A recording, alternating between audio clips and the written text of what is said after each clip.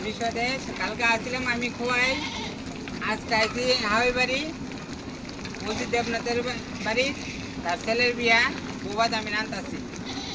আপনারা যারা যারা নিমন্ত্রিত তারা আইবেন